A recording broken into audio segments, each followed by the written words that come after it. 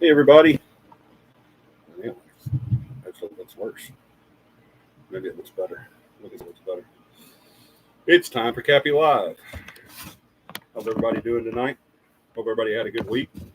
Y'all give us a second. We're having some technical difficulties. We'll get straightened out. Will you get me another one of these when you go? Huh? Everybody get on, and then we'll get started. Well, that looks good. Yeah, that looks real good. A lot better. Will you still plug this up? Let everybody get on, and then we will get started. Look at that.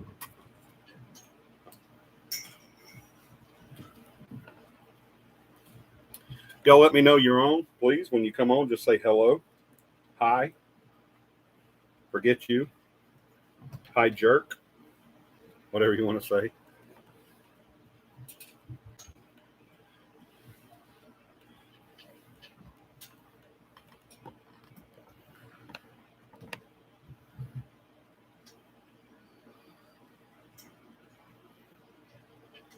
Can they chat?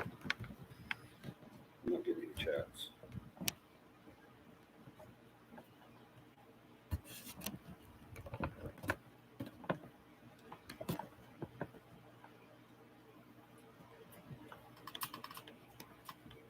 Let's see if I can say hello.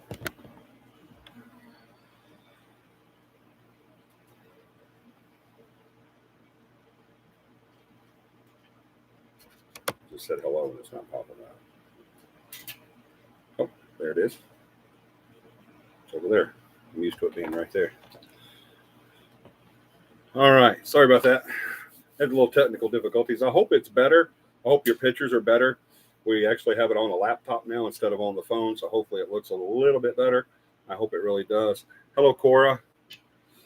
Hey, Johnny. Let everybody get on. Please, if you're on, let me know by saying hello. Just say hi, hello, how you doing? How's your mama and them? Whatever you want to say. So we'll know that you're on. I'm showing 4 people on, 3 likes, and 2 comments. But one of those comments is me. So I need more comments. If you're on right now and this is your first time on and you haven't done so already, please hit the subscribe button. Ring the notification bell so you'll know when we're on, which is every Sunday night at 9 p.m. And also hit that like button for me. It helps with the algorithm on how they show the videos. Hey there, hope you're having a great weekend. I am having an awesome weekend. Thank you, Katie. Welcome to the show. We're going to let everyone get on. John will not be here tonight. He's dealing with some stuff that we're going to talk about in just a minute. So hopefully Beth will be on, and maybe a couple other team members will be on to help me out, to fill in for John. Are you sharing for me? Thank you. Paramama's doing the shares for me since John is out. She does them every week anyway, whether John's here or not, but John usually does them as soon as he comes on. Thank everybody for joining us tonight. We are having a little bit of technical difficulties right at first, but I think we got everything ironed out. It does look better on my monitor than it does on my laptop screen. The grainy part is gone. Does the screen look okay to you guys? Does it look all right? Y'all let me know. But we're going to get started in just a minute. We're going to let a few more people get on, and hopefully everybody will make it tonight because we have a really good show tonight. People are texting me on my phone instead of on my notifications. Oh, your notifications? Okay, cool. Hit the sound again. No, hit that. And hit ringtones and all that stuff off. There you go. Perfect. Thank you. All righty then. Welcome aboard. I'm going to go ahead and get started with prayer requests and upcoming events, and hopefully everybody will kind of fall in as they get here. Please tell me hi if you're on right now. I've only got 2 people so far, but I'm showing 5 people on the chat or on the show right now. So let me know you're here by saying hello, if you would, please. Just chat hello. Just type in that into the chat bar there, and I'll see it when it pops up. I appreciate that. Thank you so much. Um, let's get started on our prayer list as people come in. More people are starting to come in. Marilyn, hello, hello. Once again, if anybody's on tonight that this is your first time, or if you've been on before and you just haven't done it so far, please hit that subscribe button. If you like talking about the real paranormal, you will not regret doing that. Hit that subscribe button, hit the notification bell so you'll know when we're on, which is every Sunday night at 9 p.m. Central Standard Time. And hit that like button for me too. I appreciate that so much. It helps with the algorithm on how they show the videos. The more likes, the more shows. Let's do our prayer request real quick, and then we'll get started on upcoming events. The first person that I want to put on prayer request tonight is John, our team manager, him and his family. The reason why he's not on tonight is because his mom got taken to the hospital yesterday or today. I think it was earlier today. And so she's hanging in there, but they're finding some stuff that I'm not 100% sure that John's ready to share everything yet. So I'm going to let him make that decision. But y'all just have John and his mom and his whole family in your prayers tonight. She needs a lot of prayers, and she needs them fast. So please add John's mom to your prayer list for us, if you would. Let's continue to pray for Margot's dad, Ted. He's battling cancer, so let's continue to keep him on our prayer list. Michelle, John's wife, Michelle Bowen. Let's keep her on our prayer list as well, and her mom and her family. They're also dealing with some sickness in their family. Y'all continue to keep me and Paramama in your prayers. I'm starting to get regulated now, thank goodness. My medication that I had to get, the new medication I had to get on that was really expensive that Paramama found for really cheap, thank the Lord. It's really starting to regulate for me now. I think yesterday and today was my two best days since I started this new medication. So I'm super stoked about that. So if you've ever been in a situation where you can't breathe, it really, really does suck. Add my cousin Steve. His name is Steve. Add him. He lives over in Mississippi. Add him to the prayer list. They just found out that he has cancer in several different places. I just found that out minutes before I started the show, as a matter of fact. He had to go to the hospital for chest pains, and while he was there, they found out that he had lung cancer, pancreatic cancer, and I think one or two more. They're going to know more in the morning. They're doing tests now, so y'all keep them in your prayers as well. The only bad thing about not having John on the show tonight is I don't remember all the prayer requests. So if you have any prayer requests and you want to throw them up there, throw them up there. Hey, we're a paranormal team that believes in the power of prayer. All right, we really do. We're a Christian-based team, and we believe in the power of prayer. I'm living proof of that power. I'm here today because of prayer. So y'all keep everybody in your prayers. Keep the team in your prayers. Keep our CAPI family in your prayers. We don't call our followers fans. We call them CAPI family because that's what they are to us, is our family. Our clients and our viewers are all family to us. That's how we look at it. You can learn more about the team by going here, CAPIParanormal.com, CAPI Paranormal.com. You can meet the team on there. It'll show you all bios on everybody. You can see our merch if you want to get into merch. We're still down on merch, though, aren't we? We're down on merch right now, but you can go see if you like something and let us know. We'll see what we can do. We're having to transition from one supplier to another. So merch is a little slow right now, but we will get that taken care of. I have 2 orders in right now that I'm getting done. Outsourcing, we're having to outsource those orders. So we'll get it done for you. So if you go in there and you see some merch that you want, let us know. We don't make any money off the merch. It doesn't really, because we don't sell enough of it to make any money off of it, but we don't do it for that. We do it to get our name out there. So if you want to go get a t-shirt like this, it says CAPI, and then it says this on the back of it, Central Alabama Paranormal Investigations on the back. And I guess I can show, am I showing this? Mm-hmm. You see all of it?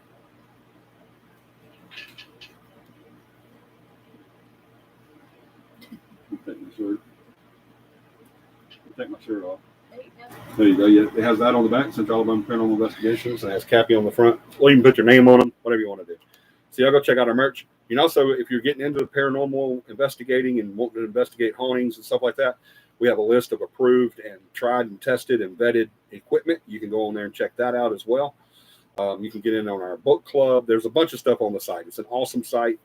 Beth, our case manager, developed our site for us. It's a thousands and thousands of dollar site that she did for us that we didn't have to pay thousands and thousands of dollars for. It's one that companies would pay 5 figures for. But we didn't have to worry about that because we have Beth, and she's awesome. So y'all go check that out. I think that's all on the prayer request.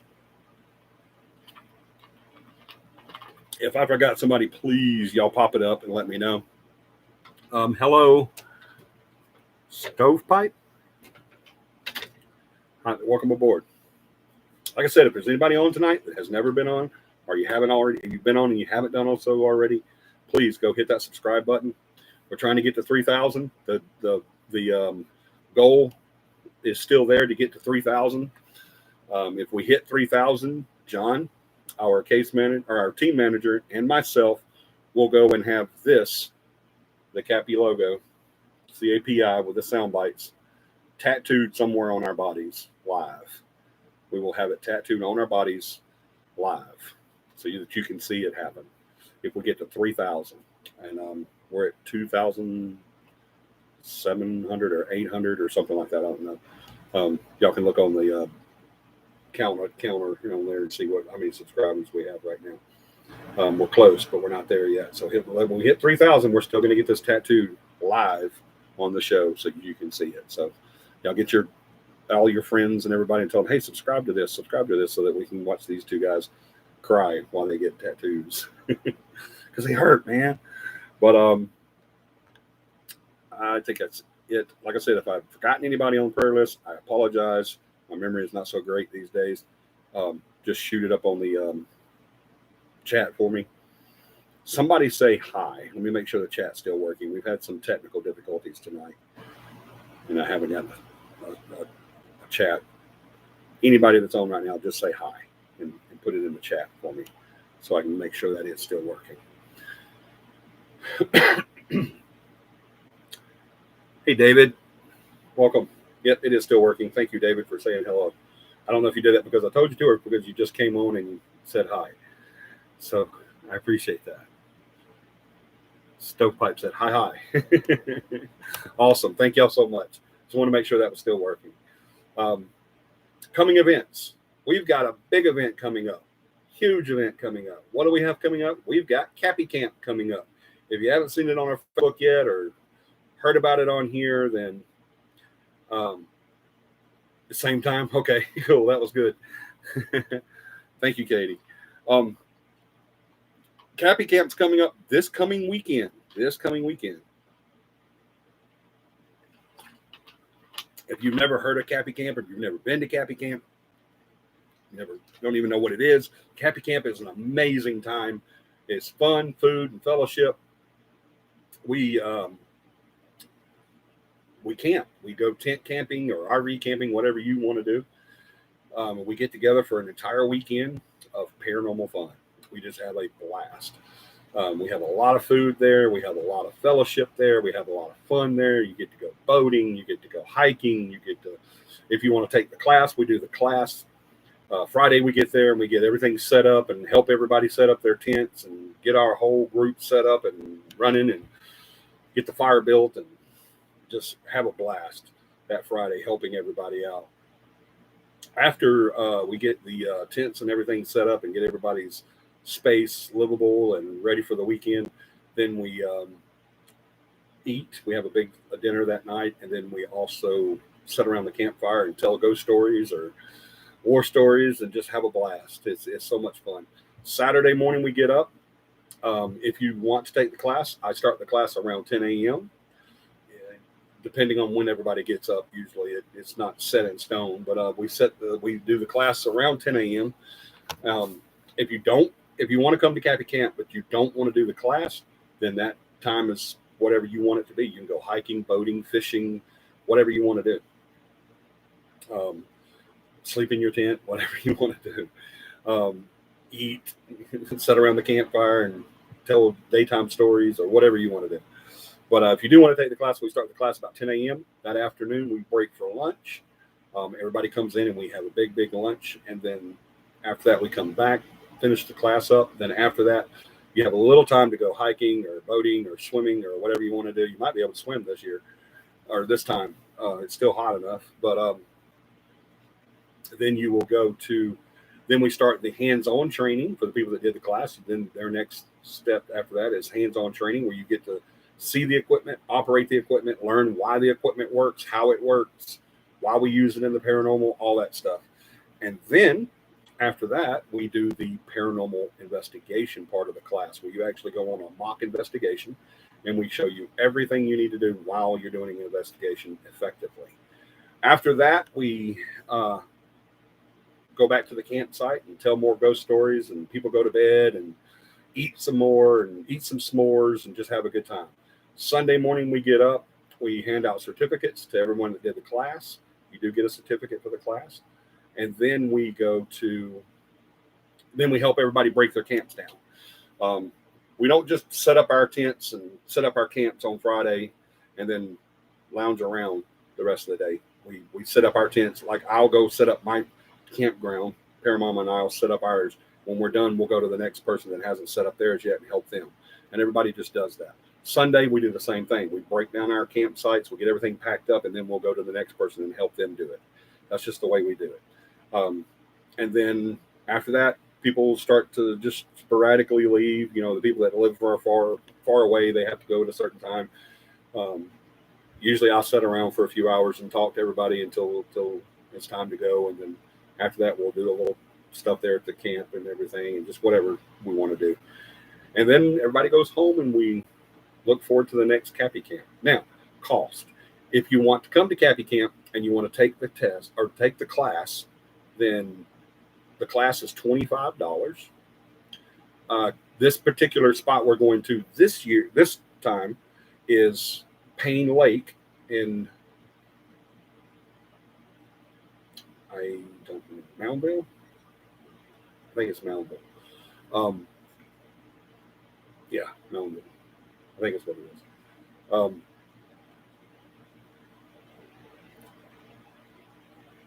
Hey, Margot. Greetings. Thank you so much for the prayers for my dad. You're welcome, darling. We love you guys so much. We're still praying for your dads every day, and you and the family as well. Absolutely. But I'm sorry, I had to take a little break there and holler at Margot because we love her so much when she comes on. The class is $25 if you want to take the class. That's it. You get a certificate, you get a booklet, you get all the stuff, you get all the knowledge, you get all the training. It's a lot of fun. It's well worth it. We used to charge more for this, but then we dropped it because, people, it's hard times. People don't have a bunch of money. So, and we don't make any money off the class. It all goes to time and supplies and all that stuff, equipment and all that stuff. It all goes there. So it's not something that we do to make money. We don't do anything with CAPI within the paranormal to make money. Everything we do is to promote the real paranormal. And then the cost of Payne Lake, where we're going this time, the cost there is $18 per tent per night. So it'd be $36 for the weekend. That's not bad. So if you want to come and camp but you don't want to take the class, then it'll just be that $18 both nights, each night. So $36. Plus, if you want to take the class, then it'll be $25 a head on the class. Now, I always have to say this after I give prices. I always tell everybody, if you want to come to CAPI camp and you can't afford it, please never, ever, ever let money be a reason why you don't come to CAPI camp. Never let that happen, please. If you want to come, you want to join us, you want to have a good time, you want to have all the fun, fellowship, and food you can handle, then please come. We want you to.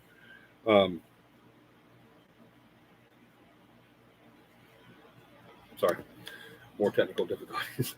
We want you to come, enjoy yourself, have a good time. But don't come because you can't afford it, because we can work with you on that. Just let us know. Email me or John, contact us on Facebook or Beth, and just say, hey, I want to come to CAPI Camp. I just really can't afford it. We'll work with you. We'll figure it out. All right. Also, if you want to come to CAPI Camp, but you say, hey, I want to come. I don't want to take the class, but I just want to come and hang out with you guys for the weekend.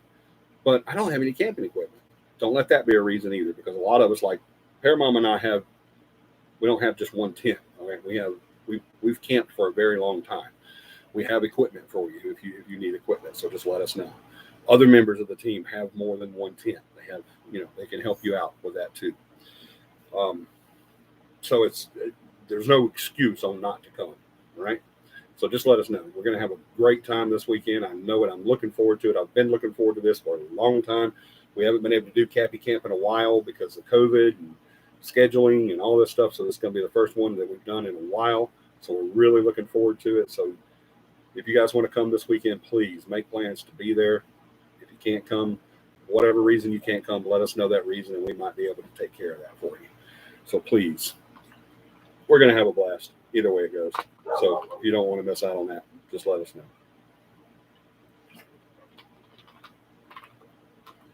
Yeah, Margot, no excuses. You ought to be talking to yourself, Katie. No excuses, Katie. Mm-hmm. She's talking to Margot, talking about no excuses. You don't have any excuses either. All right. I think that was it.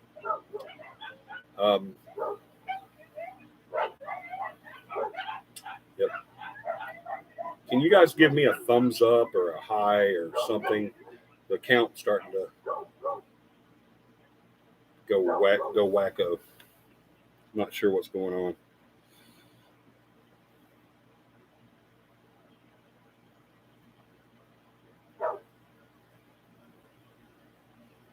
This is crazy.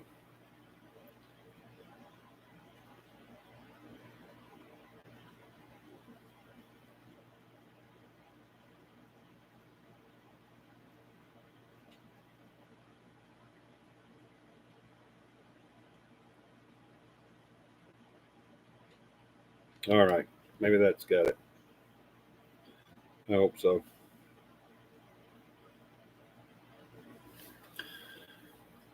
Thank you, guys. I appreciate that. All right. Now, we're going to continue our series that we were on before on the equipment that people use, some of the stuff they use. And then I have a new topic. What I was going to do is just start this new topic because we've done the whole equipment thing over and over, but it's something that needs to be talked about more than once. I really want to get on this other topic. I'm going to catch you guys as you come in. Hey, Marilyn, thank you for saying that. Excuse me, I have children that have crazy schedules. You always have it on Kelly's birthday weekend, and she has a softball tourney. Still no excuses. Still no excuses. You can still come. That'd be a great birthday. Coming camping with CAPI. That would be an awesome birthday. We'd even have cake and everything. So, no, that's not an excuse. Sorry. And I don't always have it on Kylie's birthday either. We have this several times a year. You just don't come. So don't try that. Sorry.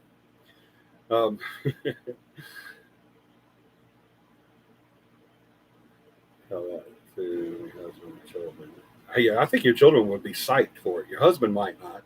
I don't think he's too much into it, but I think the kids would be psyched. She would say a football game on the weekends. Right, Margot? Exactly. She'd say, oh, there's a football game I want to watch. Crazy. But let's get in. I'm not even going to get into football, y'all. My team lost this weekend, and so did the Alabama Giant. Giant got pushed down this weekend. 260 game spree got destroyed this weekend. So I saw something on Facebook right after Auburn lost to Georgia. I saw something on there that said, are the Auburn fans drinking and crying yet? And then whenever I heard Texas A&M beat Alabama yesterday, I was like, I wonder if the Alabama fans are drinking and crying yet. But anyway, I don't want to get into that. That's not here nor there on this channel. I just thought it was funny. that they finally. Um, yes, you can show that. I don't know why, but it's asking me permission to show. Yeah, let's talk football. No, I don't think so. All right, but let's get right into this. I wanted to get started on this so that we can talk about this new topic that our co-founder actually came up with, and I thought it was a really cool idea. Sorry, I'm falling over stuff.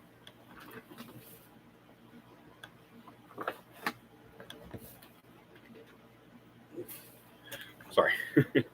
um, I want to go ahead and just get into this because we've been talking about it for the last couple of weeks. Some of the stuff that people use, like salt and sage and all that stuff. Salt has been used as a food preservative and in the paranormal since I think the earliest time was somewhere around 2700 BC. Um, Salt has been used in rituals. It's been, like I said, as a preservative. It's been used in the paranormal. It has no effect in the paranormal. It has no place in the paranormal. It is all wives' tales. Y'all, please don't use salt. It's just silly. Um, I don't under. I think that's just about as much sense using that as it is using graveyard dirt and coffin nails and all that stuff that people say they use.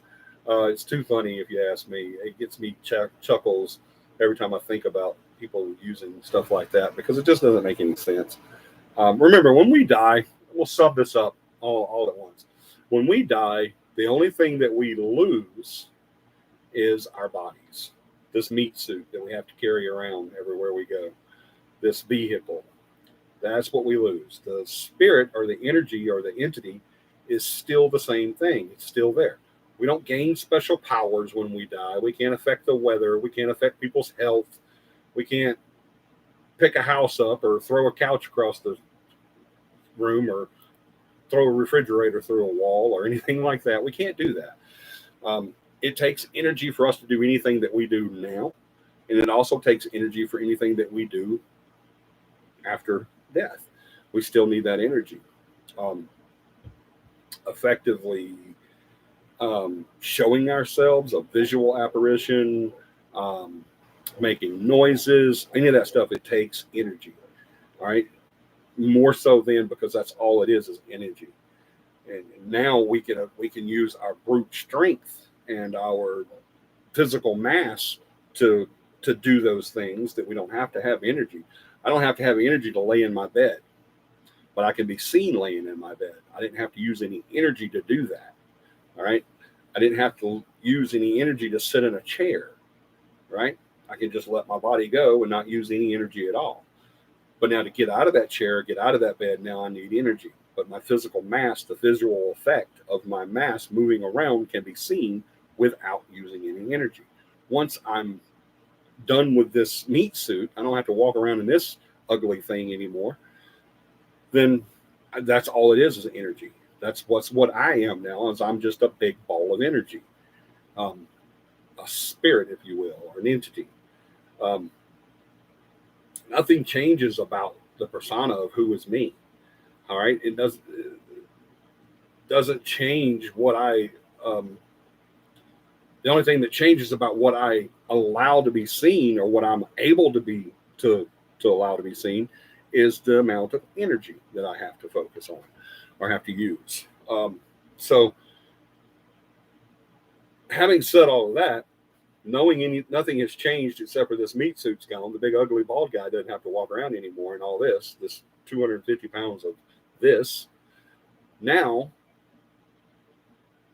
I don't have to have any of that. I'm just that entity, that spirit, that energy, that life force. That's all I am. So, but nothing else has changed. I don't have special powers now. I don't have um, quicker Hawks. Amen, Margo. Hey, Lynette. Quick sidebar. Go Hawks. Amen, Margo. Y'all shouldn't put that trash on here. Usually I delete people for foul language. See, I'll be careful. I don't want to have to delete you. I'd hate to delete you guys. I love y'all so much. But if you're going to talk that trash and vulgar language, I might have to chop your head off. John's not here, so I'll have to do it myself. So gotta be careful. Don't get chopped off. I don't even want to say that last word that Margot said. Well, it makes me sick to my stomach.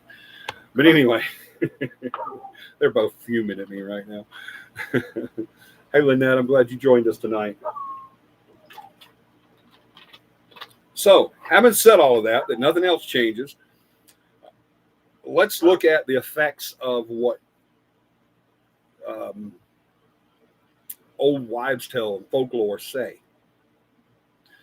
If you pour salt, let's say you pour salt all around you in a circle. Let's go to supernatural right now. You pour salt all around you in a circle, right? There's a school of thought in the paranormal that says that an entity cannot enter that circle because it is salt, and that you will be protected against that entity, right? Now, if I walk up to you after you've put this salt all around you with this meat suit and my spirit still inside my body, my energy, my life force still inside my body, and I step across that line of salt into your little space, your little circle, your protection area, does that mean I lose my soul? Because remember, a spirit can't cross salt. So if I walk into that circle with you, does that mean my spirit has to stay outside? See what I'm saying? So if a spirit, an entity, an energy or a life force can't pass salt, then if I walk into that circle with you, then I walk in, my spirit or my life force has to stay out, right? It has to, it won't come in. So now I'm spiritless, I'm soulless. I don't think so. So same is true if I'm dead and I'm just that life force, that spirit, that entity, and I walk into that circle. That salt's not going to stop me. Okay, it's just not going to happen, right? The salt has no effect on an energy, a life force, an entity, or anything like that. Let's see. Oh, Johnny, too soon. I will give it a few more days. He's still salty, pun intended. I don't care that Alabama lost. I'm not an Alabama fan, and I'm used to Auburn losing, so it doesn't affect me in any way. I just don't like that word, that nasty word that Margot said at the end of her sentence, just above yours, that says "Amen, Margot." But I don't care that Alabama lost. It doesn't bother me one bit. I have no quarrels with that whatsoever. They can do it again the next week for all I care. I'm used to lose. I'm an Auburn fan. I'm used to losing. So, but anyway, the whole point of it is let's let go of the silliness. Let's let go of the wives' tales, the folklore, the movies, the Hollywood version of the paranormal, and let's look at reality. All right. Same as salt not being able to stop me from entering your circle as a spirit, then burning a weed in your house is not going to hurt me either. All right. So you're going to burn some sage. It's not going to force me out of your house as a spirit, because it might as a human, because I can smell. That stuff stinks.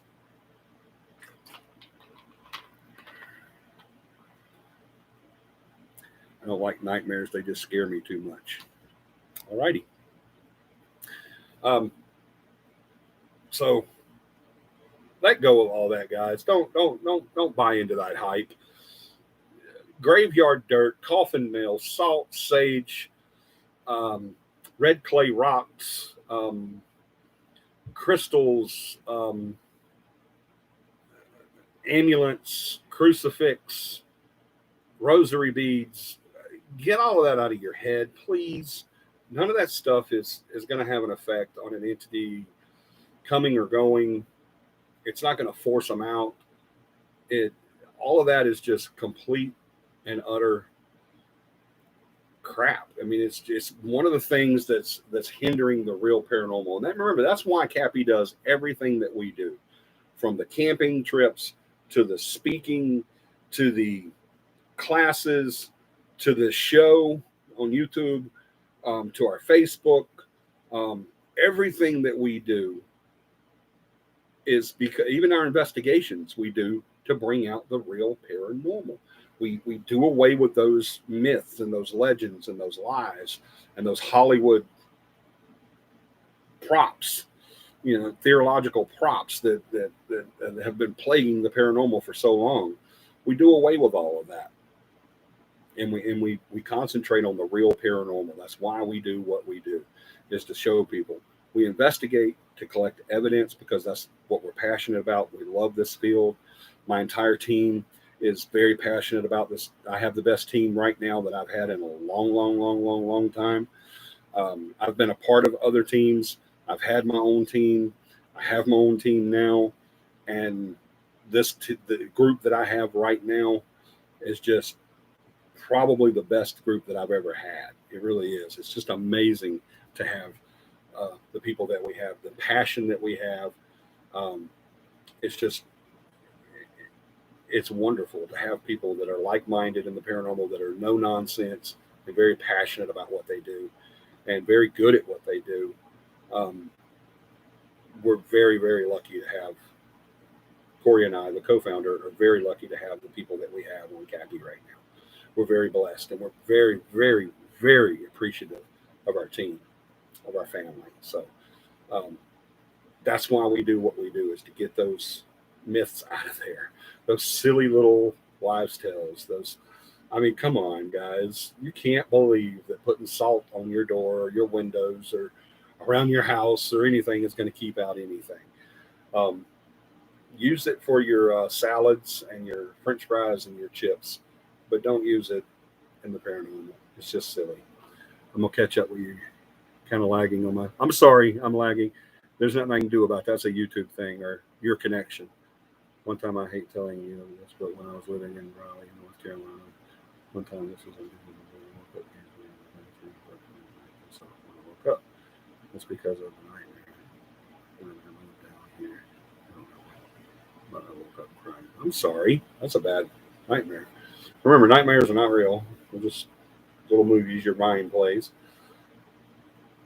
That's sad, though. I'm so sorry that happened. Anyway, I think that pretty much does it. We've talked about sage. We've talked about salt. We've talked about spirit boxes, all that stuff. Y'all know my opinion on spirit boxes. I don't 100% say that they are 100% fake, but I do say that there is a possibility that they don't do what the people say they do. So because of that, the evidence can't be 100%. So that's why we don't use them. We're not interested in could be's, should be's, and might be's. We're interested in factual evidence, legit evidence, and that's all that we record. So let's just get all that out of our heads. If you disagree with me, or you know someone who disagrees with me, that's fine. I have no problem with that. That's what makes this country the greatest thing in the world. That's what makes this field one of the greatest fields in the world as far as paranormal research goes, because you can disagree with me. I will open up a debate with you anytime you want to. If you want to debate me on here, on Facebook, or in person, let me know. I will debate you. I will win. I haven't lost yet, because I'll use facts, and you'll use, if you believe in that stuff, then you'll use fictional, ridiculous, unsubstantiated lies and rumors. So not that big of a deal. But if you want to debate, we will definitely debate it. I love doing that. All right. If you guys have any questions on any equipment or any rituals or any beliefs or anything like that you believe in, that you think might be real, just let me know, and we'll talk about it. Don't think just because I'm switching topics that we can't talk about it. We can. Y'all just throw it up in the comments there. If it's after the show and you think of something, just go back and comment on it, and I'll get back to you. You can hit me up on Facebook, whatever. For those of you that have my contacts, you can get me there. Whatever you want to do, just let me know. I'll be glad to answer any questions that you might have. And I'm usually going to have an answer for you. If I don't, I will get you one. I don't have a problem with that. All right. I want to talk about now. Y'all know that I always want to do a lot of research on topics. I always want to do a lot of research so that I'll have notes and references and proof and all that stuff. A topic came up the other day between myself and the co-founder, Corey. He came up with it. He was thinking about it and just it kind of ran with it. And he called me up and we had a very lengthy conversation about it as well. And it really sparked an interest to me because I've thought about this before, but I've never really got into it the way he says. Hey Carter, if you see me. Katie says Carter says hi. Hey Carter. Faith is the thing that keep people safe during a ghost hunt. Faith and common sense. Yeah. Not just faith, but that's one of them. But anyway, y'all know that I always like to have this stuff written down. I like to have it factual. I like to be able to go to a reference. The problem is with this is, and I've looked many times this week on this topic, and we're going to start this topic tonight. And I want you guys to go do research on it and find out what you can on it, and then come back to me next week, and then the next week, and then the next week, because we're going to talk about this until we're blue in the face, because it's a great topic. I don't think it's ever been done before. I really don't. I don't think any paranormal groups have ever really got into this topic. But it is something that we do need to talk about because it's something that needs to be researched. It's something that possibly needs to be invented. It's something, and maybe somebody out there, because of this conversation, will do that. Will invent this miraculous thing that would really work great for the paranormal. I mean, that would be awesome. But I just want to jump right in it, and let's just. I want to pick y'all's brain. I want you to pick my brain. The co-founder Corey, he wants you to pick his brain on it. It's a topic that I've just really dove headfirst into, and I'm really interested to see where it goes as far as intellectual conversation, and logic goes, because I want to see how that goes to something that probably has never been really talked about. All right, so what is it? What are you talking about? Tell us what you mean. Here's how the question was formed to me, if I get it right, and I think I'm paraphrasing, but we have equipment that can detect the effects of a paranormal, of an entity. Let me say that, not just paranormal, but an entity, a ghost, if you will. We have EVPs that record sounds, disembodied voices, or coughs, or sneezes, or clearing the throat, or whistling, or crying, or laughing, or whatever. We have these digital recorders that can record that. But that's not where I want to go here. I want to go where we're looking at nothing but the energy force. What can be recorded and can't be recorded yet, but hopefully will be. We also have devices that record or detect displacement or addition of energy caused by the presence of an entity. We have K2 meters. We have electromagnetic field meters. We have cameras. We have our common sense and our personal senses, that we live every day with, that detect these different effects on the atmosphere or the energy or temperature and whatever. It because that entity is there, we can use devices that record the effects of that entity, right? So we all know that. We already know that, right? We've gone over equipment before. We know we have this equipment that can detect these different effects of our atmospheric effects of this presence of this entity, right? So here's the question. If we can detect the effects the atmospheric effects of this entity, the presence of this entity, from energy displacement, addition, whatever, right? Whatever it's happening with that personal experience, whatever is happening right then, we have the equipment to do that. Why do we not have something to detect the entity itself? Right? Think about that. We have all this equipment that we use. A K2 meter does not detect the presence of an entity.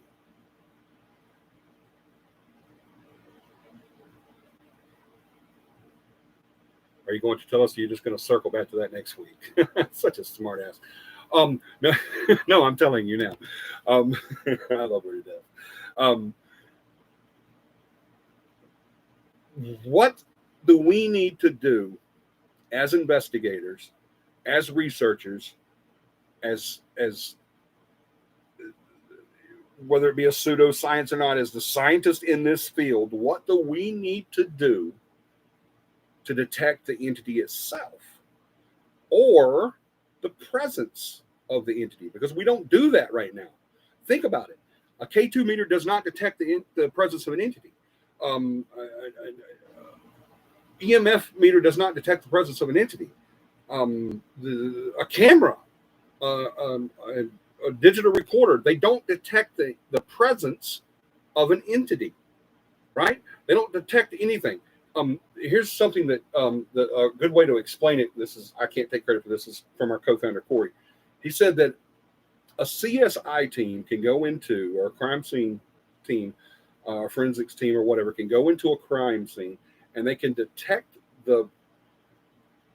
not only the presence, but the presence after the fact of a human being, right? They can go in and they can take pictures of this, and they can take fingerprints, they can collect DNA samples, they can collect eyewitness accounts, they can collect evidence from that area that will detect the presence of a human being.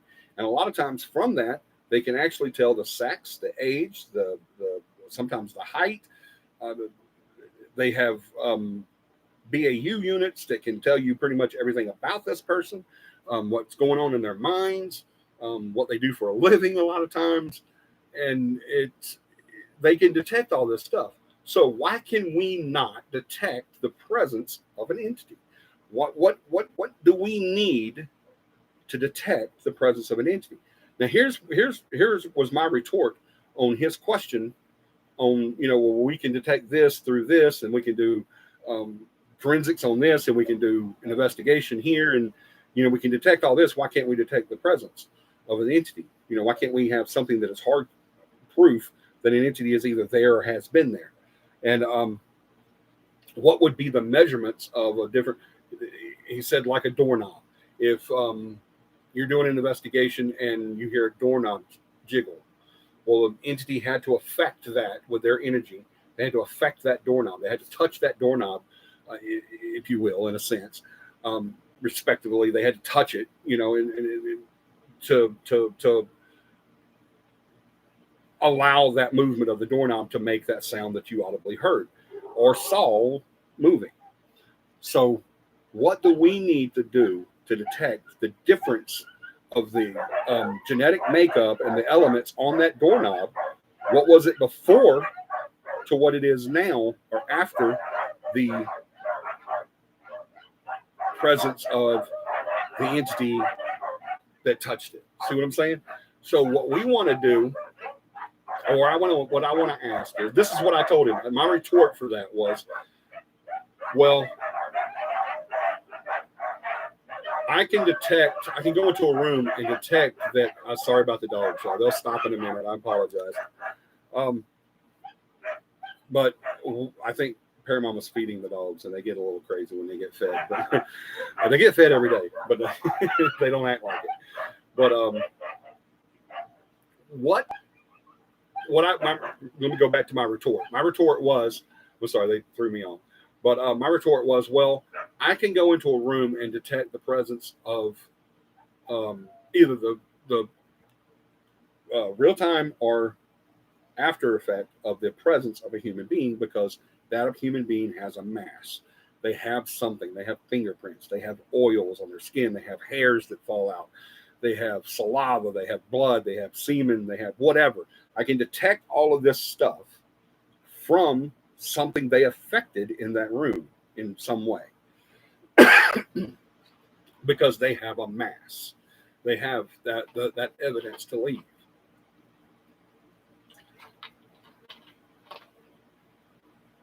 We would not have fingerprints if we didn't have oil and dirt on our hands, right? It wouldn't leave anything. Just because we touch something, it wouldn't leave a fingerprint on there that can be detected later without the oil and dirt and grime and all that stuff that's, whether it be microscopic or not, on our fingers, right? So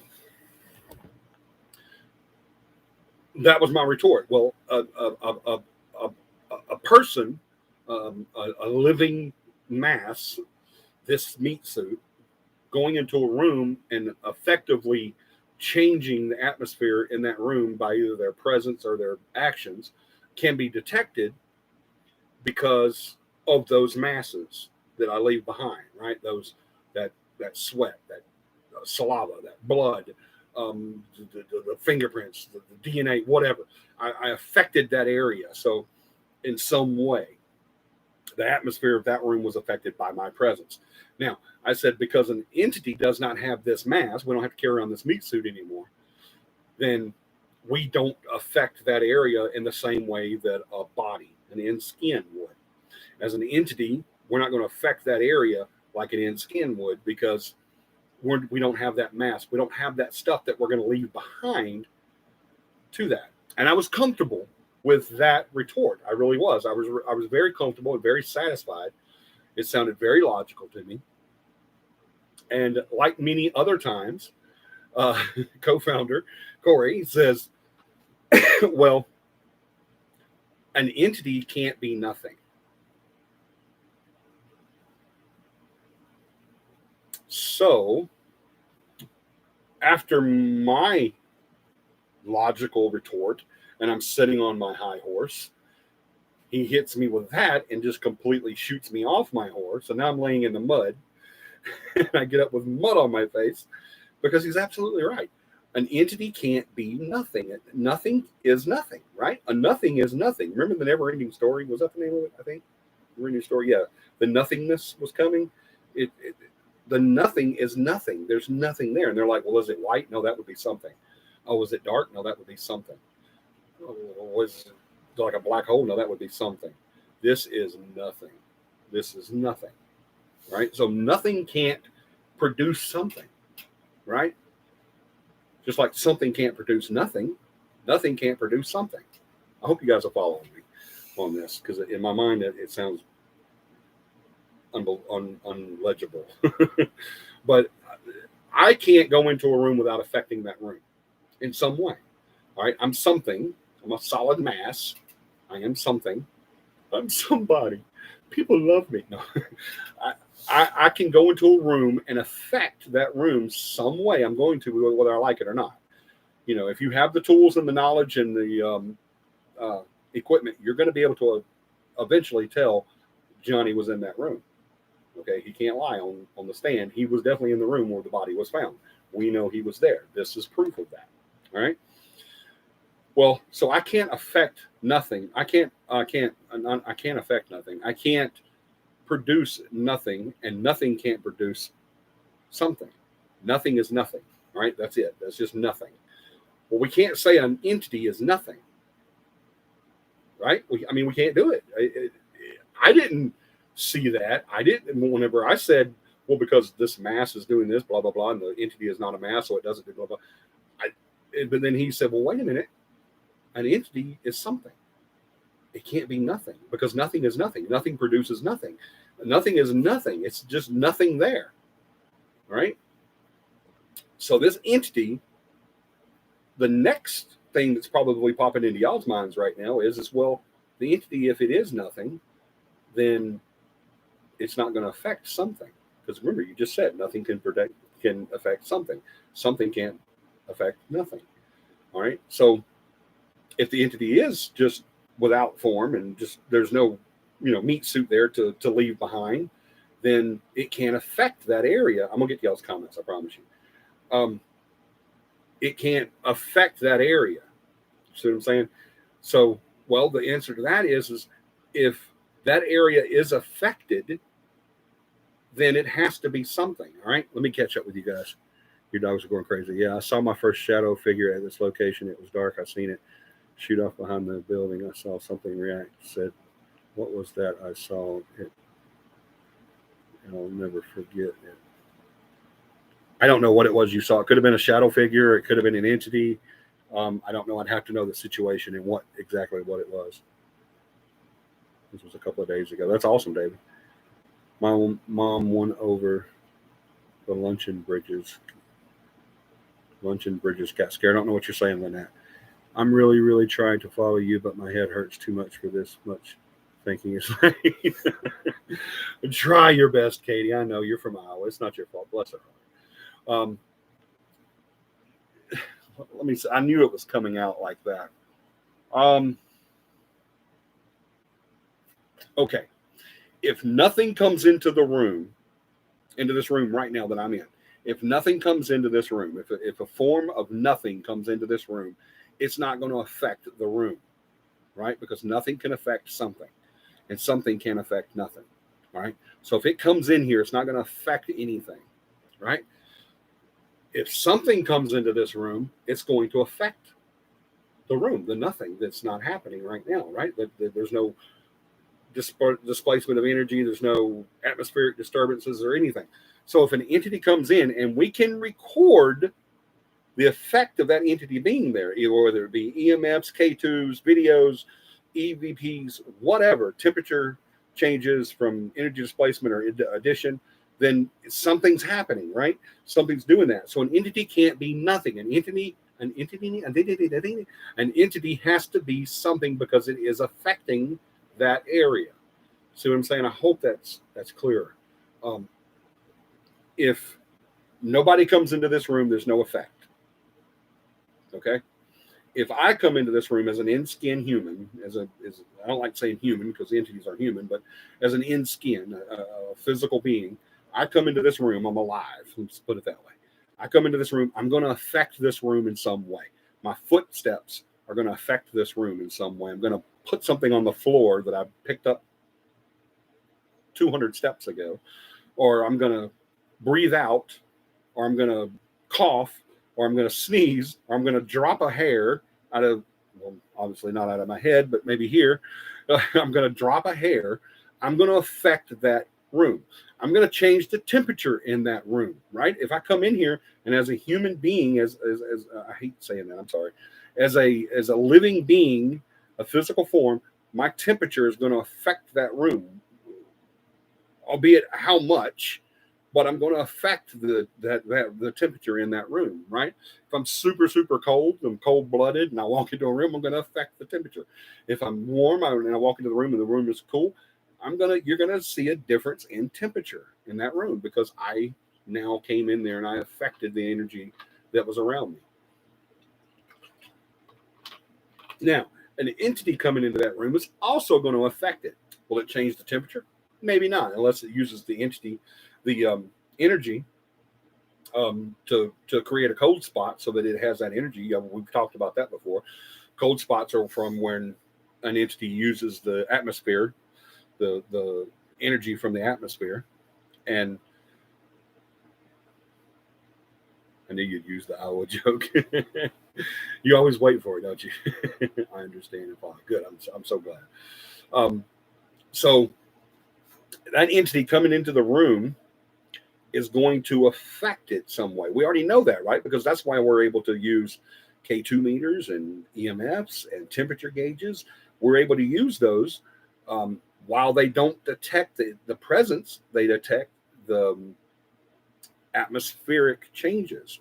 All right. So what we're trying to say, the quarry that we're trying to build here is, if it does affect it, it has to be something. It can't be nothing. It has to have a mass to it. It has to have something to it. All right. Now you say, well, yeah, if I can see it, it has to be a form. It has to be there. No, not necessarily, because our the effects of our vision can be changed. We see the sky is blue because of our vision. All right. Um, we also don't see it in real time. We don't see the traffic light turn green when it turns green. We see it after our messages has gone from our brain down to our eyes, and then from our eyes back to our brain. Right. So we don't see all that real time. We don't see the different colors the way we're supposed to see them. Um, we see what we're able to see as a physical form. So that can be affected by something other than the entity, if you follow me. So, but measuring the different atmospheric changes in that area that where the entity is present, if we can see all of that change, then we should be able to detect what's changing it, because nothing can affect something. Something can affect nothing. Something is going to affect something. All right. It's never going to change. Me coming into that room is going to change the atmosphere of that room, whether I'm in skin or an entity. Right. So me walking in there, and there I am, and the atmosphere is all around me, then I'm going to change the temperature. Right. Even if I don't displace energy from the atmosphere, I'm still going to change the temperature in that room. I'm going to change the feel of that room, the presence of that room, the energy of that room. I'm going to change it. We already know that as our energy can affect not only the atmosphere but other people, right? If you come into a room and you're very angry, you may make someone else angry, or you make someone else nervous or scared, or if whatever. You come in and someone in the room is scowling and just in a bad mood or something. You come in with a balloon and happy and telling jokes and telling everybody how wonderful they are. You may make that person's change. Same thing with the entity walking into the room. Their presence is going to change something because there's something there, right? So that's what I mean by something can affect nothing and nothing can affect something. If it's nothing, it can't affect anything because there's nothing there, all right? If it's something, it's got to affect it, all right? So we already know an entity affects it, or we wouldn't be using K2 meters or EMFs or any of that stuff, right? We wouldn't be using that, because if it wouldn't affect it, then how would we even know they're there? So the effect can be recorded, but the presence cannot. So what do we need to do to change that? We want to know what needs to be done to change not being able to detect the presence of the entity instead of detecting the effects of the atmosphere from the entity. If it's something, which it has to be because it's affecting the atmosphere and the mood and the visual and everything, it's affecting it because it's there. It's got to be something, so we've got to be able to detect that. What do we need to detect that entity? Right? Please tell me if no one has, if anybody doesn't have that. But then why do young children and animals seem to see entities, but us as adults typically cannot? Well, then that goes into a whole different category, Katie. It really does. I see what you're saying. That goes into closed-mindedness. It goes into belief. That goes into, that's more or less, let's see how to explain this. That's not really detecting the presence of something as opposed to nothing. That's really our perception of what's going on. All right. If a man comes into a bank and robs a bank and there's 40 people in there, you're going to have 40 different versions of that incident, right? You're going to have 40 completely different versions of that incident, right? Because we are clouded by what's in here. We're our visual, every sense we have is affected by what's in here, right? So and we already know why kids can see entities better than most humans. Kids aren't human. Kids can see entities and feel presence a lot better than adults can. We already know that. It's the Santa Claus effect. We've talked about that. before we lose that magic of Christmas, before we lose that magic of the Easter Bunny, before we lose that magic of the Tooth Fairy, we know that that presence shouldn't be there when we have lost it. When we society and upbringing and all that has told us, well, this isn't real. You shouldn't believe in this. Don't believe in this. When I was 8 years old, I had my first paranormal experience, and I knew in my heart that it was something there. A lot of people that I talked to about that, including my parents, told me that it wasn't there, that it was just a figment of my imagination. I didn't really see what I thought I saw, blah, blah, blah, blah, blah, blah. Later on, my mother said that I did see what I thought I saw, and she told me a few things that she could do, and an ability that she has on predicting deaths, and it was dead on. Believe me, that lady could definitely, wow, she could definitely predict it. It was crazy. But many times as a child, she told me that someone was going to die that was close to us. And anytime she told me that, it happened. She would hear a certain song, but I don't want to go into all that. Y'all get me crying. But the perception that we're told, our perception changes with our beliefs and our abilities. Our beliefs and our abilities are affected by our surroundings, right? Our culture. When we're a child, we believe in all the magic. Yes, that really is this fairy that comes through the window and takes that tooth out from under my pillow and leaves $1. Yes, there really is some fat, jolly guy that travels the world and goes to every kid's house in the world and comes down the chimney, the chimney, and puts presents under the trees. Yeah, all that's there. And so we don't know that we're not supposed to know or see or hear or feel these things. So as we grow older, then that stuff starts to go away. Y'all know I do believe in psychics. Y'all know that. I'm known throughout the paranormal as a psychic buster. A lot of psychics don't like me. I'm banned and blocked on a lot of sites, and I can't talk on Facebook to a lot of them because they know, because I've exposed them and they've gotten very angry. There's been some very unkind and slanderous remarks made about me because of it. I've been called a fraud and a scam artist, and I'm like, well, I really suck at that because I'm not making any money. It's costing me a lot of money, but I'm not making anything. But yeah, because I do that. But now I do believe in psychics. I do believe in that ability. I've had people that have shown me, way fewer than the people that I've exposed and found out that wasn't real. I still believe Santa is a real thing. Yeah, absolutely. Please don't never lose that magic. But all of them that I've ever talked to have said, and this is one of the things I use to determine if they're real or not, by the way. I don't use that. I don't get that out a whole bunch. I don't like, even in my class, I don't talk about some of the processes I go through to see if a psychic is real or not. I've had many of them tell me. The ones that have proven to me without a shadow of a doubt, they know it because I've gone to them and said, you have proven this to me. I respect your abilities. I've only done that very few times. But every one of them have always told me the same thing on their abilities. When they were young, they thought everybody could see what they see. They didn't know that this was not normal, right? As they've figured out, this person can do something that this person can't do, or this person can't be seen by most people, but I can see him, blah, blah, blah, blah, blah. And they've gone to people and says, hey, why don't you see this guy standing right here? Why am I the only one that can see this guy? Well, then they're told, well, you can't see that guy. There's nobody standing there. That's a figment of your imagination, or that's your imaginary friend. 98% of psychics have always had an imaginary friend. That actually wasn't their imagination, but that's what it was called. So that kind of got taken away from them. So I hope I'm answering that in a legible way.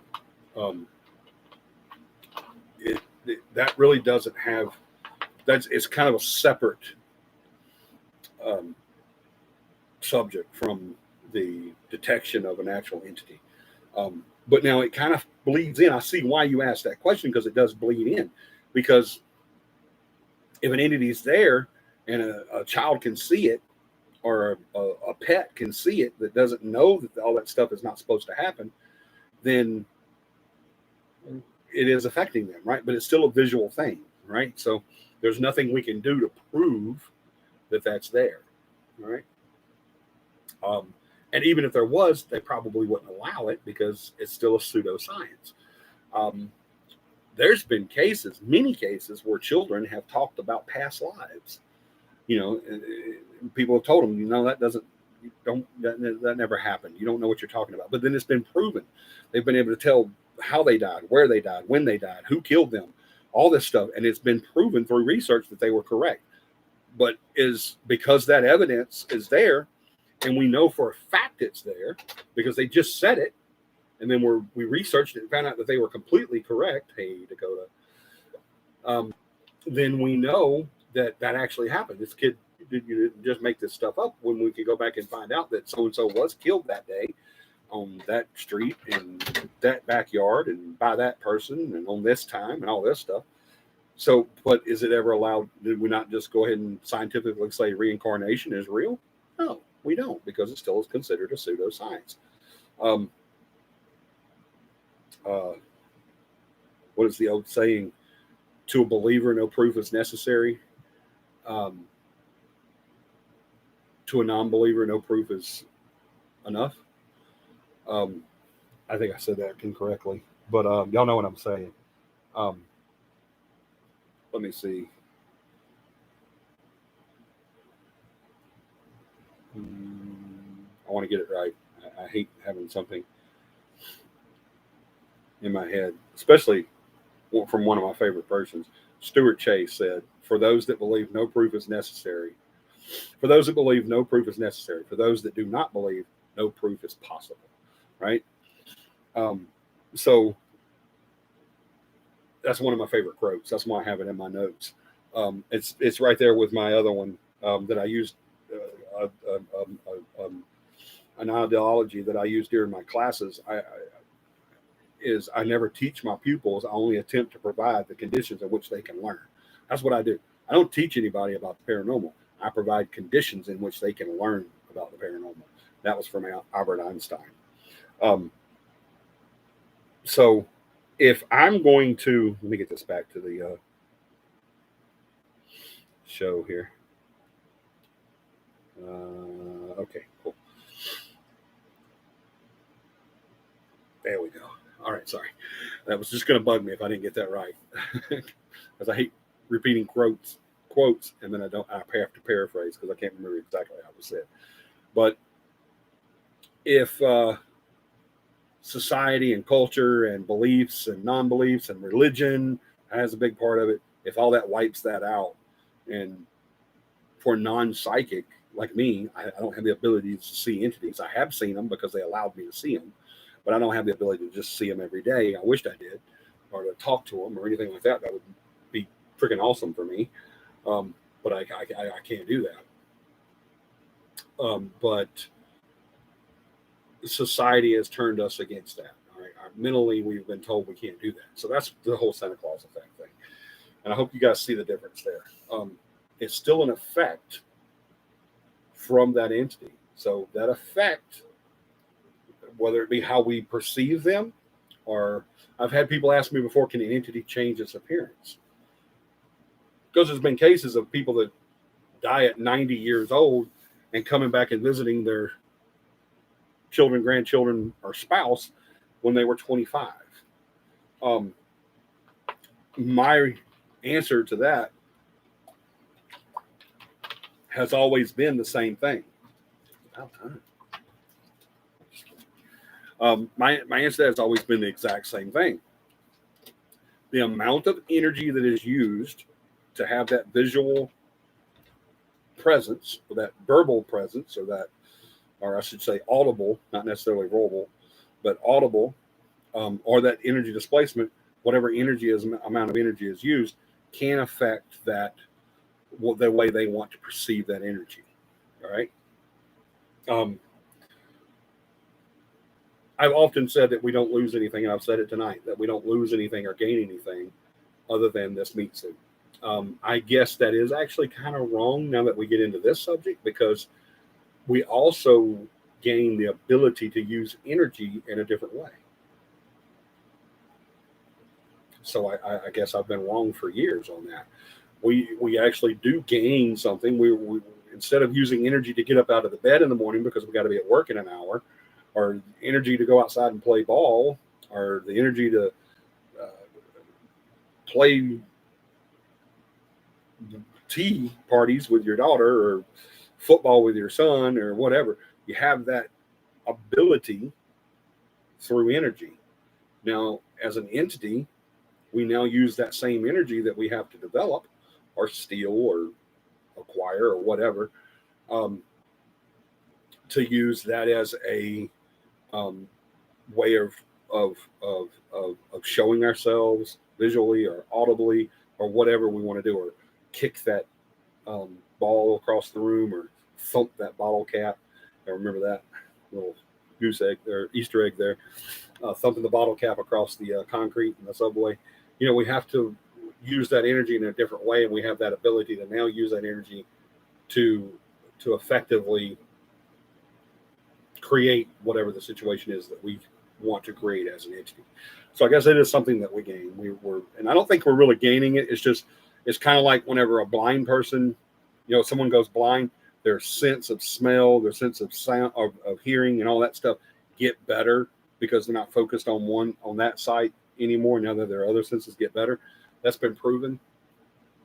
There's been cases of blind people using ticking noises. There's a name for that. It's sonar, audible sonar distancing or something like that. But they can actually make ticking noises, and they listen for the noise to come back. They echo it like a dolphin.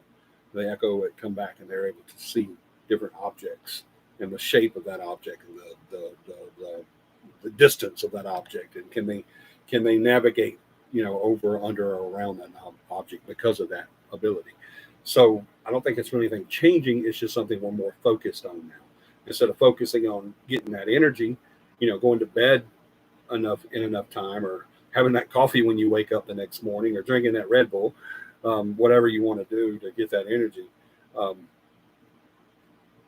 we're forced to use that in a different manner. So it's not really gaining any powers or anything, or any special talents or anything. We're just forced to use that sense. So I hope that gets in there. Hi, beautiful photo. Did y'all fall asleep? Am I boring you? I'm sorry. You can go watch your football if you want to, Katie. That kind of hurts my feelings. Wow. I thought you were my friend. Anyway, I hope I'm not boring y'all. I hope I'm explaining it the way I want to explain it. But this is what I want to get into. This is how I want to treat this subject. I want you guys to run with this. I want you to go out. I want you to research. Good luck, because I haven't been able to research it that much because nobody's talking about it until Corey dropped a bomb on me with it. I think it's an awesome subject.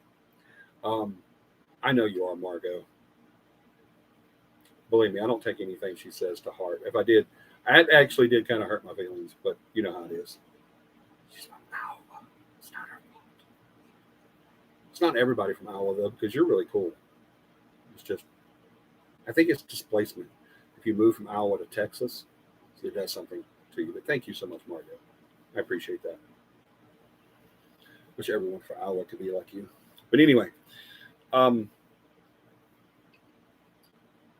want you guys to run with this. I really do. And I'm going to run with this too. I want us all as a collected CAPI family to really run with this, because somewhere out there is the truth. Somewhere out there, the truth is out there, right? From the X-Files. You'll show these little Easter eggs I keep throwing in. I hope you're catching them. But somewhere out there is the answer to this. All right, I'm not going to say the truth. The answer. That's what we're looking for, is the answer. I want to know why we can't detect, excuse me, why we can't detect the entity instead of the presence of the entity, the effects of the entity. I want to know why we can't effectively detect that entity. What needs to be done to make that happen? Do we have the technology today and we just don't know about it? Or do we have the technology today and we're just not using it for that? Because I can definitely contest to you right now that EVPs were, I mean, not EVPs, but EMFs were not used in the paranormal 50 years ago. We didn't know that stuff. We didn't know the effects that have that we could use that on there. K2s were just invented, what, 15, 20 years ago. So all that wasn't used until we figured out, hey, we can actually use this stuff. We can actually use this stuff to detect the effects of an entity. So it helps in our investigation, in our evidence gathering. It actually does help. So that's where we want to go. We want to go from, it's great that we can detect the presence. We can detect the effects of that entity. That's awesome. I'm stoked about that. I have been for years. Believe me, I've often said that technology is just amazing when it comes to stuff like that. I'm glad that the technology is starting to catch up to the field. I really am. But I'm wanting to go more. And since Corey presented this to me, I've been thinking about it nonstop. I'm like, why can't, if we can detect the energy and the effects of an entity, because an entity is not nothing, it is something. All right. What do we need to do to detect that entity's presence? Not the effects of that presence, but the actual entity's presence. We don't have anything right now that does that. We're going to say, well, if I take a picture of it and I see a ghost in that picture, no, we're not really. It's still the effect. That's an energy effect. That's that entity using energy to make it, that white shadow or that dark shadow, the black shadow that I think it was David said that he saw a few days ago. That was the energy that they used affected that visual that David was able to see on camera or with his eyes or whatever. He was able to see that because of the energy effect that entity used. So it was an effect of that entity, not the presence of that entity. What we want to do is what I wanted to know is what I want to find out is what we need to do to actually detect the entity, not the effects of the atmosphere around that entity or the effects of that presence being there, but the actual presence. It's got to be a way, because it's not nothing. It's something. We've got to know how to. And I think that is a game changer in haunting investigations and the paranormal. I really do. I think it is a super big game changer. If that was there, then, oh my gosh, we could not be called a pseudoscience anymore. We could not be called crazy anymore. We could not be called fakes anymore. We'd have to be listened to. It would have to be studied then. It would have to be a scientific research field then on a wider base than what it is now. All right. So that's what I want to know. What do we need? Guys, get all your brains together. Somebody help Katie. Get everything you got to get together. And let's figure this out, because I know there's an answer out there. And y'all know how I am when I get on to something. I can't let it go until I know. So I'm not going to let this go. All right. So I let's definitely do this. All right. And I'm going to still be doing research on it. I'm going to talk about it more, and I want you guys to talk about it more. I want you to research it as well, and figure out where we can go and what directions we can go, because there's a lot more smarter people out there. I'm probably 90% of the people on this channel, probably 99.999% of the people on this channel right now are a lot smarter than I am. I'm not a super brilliant person, I promise you. I've just been doing this for a very long time. 40 plus years have put me into a position to where I can talk about it sensibly and knowledgeably and logically. So I want everybody's brain on this. I want us all to work together to figure this out, because there's an answer there. I know there is. There has to be. And there's got to be something out there. If it doesn't exist yet, I want to know how to invent it. If it has been invented, I want to know about it. All right. So let's get together on this. Let's figure this out, because I think this is the next step in paranormal. I think this is something that will change it forever and bring us out of out into the open scientifically. So the contest is still going on. 16 PPI 1. 16 PPI 1. All right. See, or is it 6? Not PPI. Yeah, PPI 1. 16 PPI 1. All All right, 16PPI1. That's the code. Someone needs to break that code. No one's done it yet. It's stuff. The meaning of that is what I want. That's the answer to the quote to the contest. I want you guys to tell me the meaning of that. So far, we've got a T-shirt with your name on it and the CAPI logo, and a cup in it, or a mug with the CAPI logo on it. And I'm probably going to be adding something pretty soon to that as well. So you guys figure that out. 16PPI1. It's something I talk about in my classes. It's something that I've talked about on the show many times, even way back when we were on Facebook, and I've also done it on YouTube. Somebody figure that out, because I'm really getting antsy for someone to get that. I can't believe it's gone as long as it has. I think we're in our second month of that, or our third month, maybe even going into our fourth. I figured that I'm going to tell you guys now. I said this before, that I was thinking of someone that I thought was going to get it. I thought it would be John. I really did, because even my team can win this. My team members. I usually don't let the team members do this, but nobody knows this but me. I'm the only one that knows it, and Paramama, because I had to have a witness to the actual answer. So when someone guesses it, they can't say, "Well, I guessed it, but you said that was wrong, just so y'all wouldn't win." No, Paramama knows it too, and believe me, she'll keep me honest. I promise you. If I go in there and say, "Nope, that wasn't what it is," she'll come on live and say, "Yes, he did. That is it. You win. I promise you." Yeah, I promise you, she'll do that.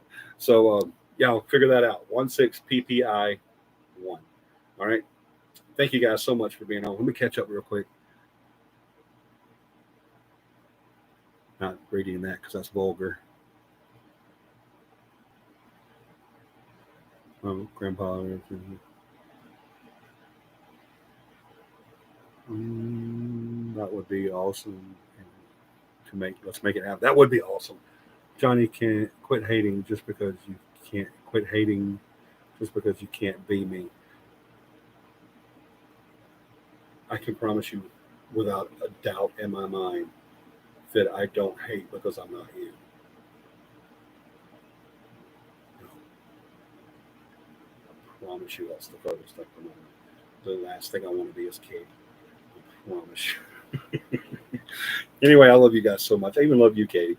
I love you guys so much. Let's really get going on this. I really think this is going to be an awesome talk. My mouth is turning to cotton. I'm so sorry. I'll be shaved next time. I'm sorry, I was working on a car today and I didn't have time to. I'll be shaved and trimmed, everything. It's been a while. I even have hair now. I usually don't, but I'll be all groomed and everything next show. I promise you. It just kind of time got away from me. I love you guys so much. Thank you again for being here tonight. I really appreciate it. Thank you for everybody that watches tonight and that watches later on. Really appreciate you being here. I wouldn't do this without you guys. I love you so much. I really appreciate you being here every single week. It means so much to me. If you're able to make it to CAPI Camp, please come, either this one or the next one. There's going to be another one probably before the end of the year. If not before the end of the year, then really soon. Probably closer to spring if we don't get it before the end of the year.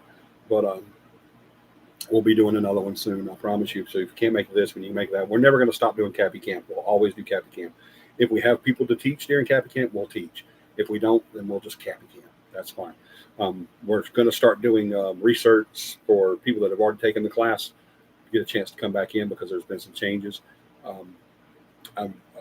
Even the team members are fixing to have to go through a refresher. All right. I love you guys so much. So if you can make it to CAPI Camp, please come. I'd love to be able to have fun, food, and fellowship with you. Nothing would make me happier. So please, if you can't come to this one, if you can't make it this coming weekend, then we'll have another one. Come to that one. Love you guys so much. Thank you for being here. I want you guys to do me a huge favor sometimes this week. I don't care if it's a friend, family member, or someone you meet on the street. Please make somebody smile, because that's exactly what we need the most of right now. I love you guys. I want you to have a paranormal week, and we'll see you next Sunday, 9 p.m. Central Standard Time. Good night.